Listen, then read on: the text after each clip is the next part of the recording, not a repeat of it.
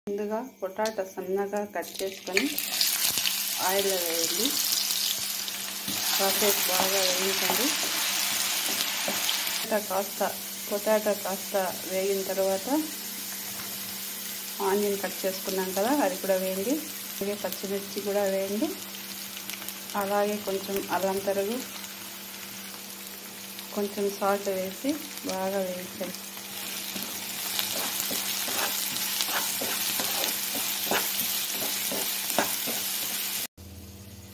అన్నీ వేగిన తర్వాత కాస్త పసుపు వేయండి.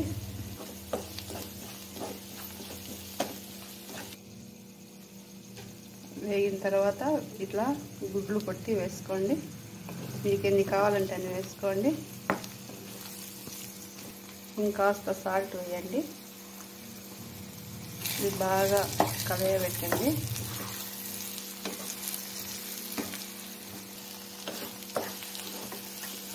ఇలా చేస్తే పిల్లలు చాలా ఇష్టంగా తింటారు. చపాతీలకు చాలా బాగుంటుంది ఇది.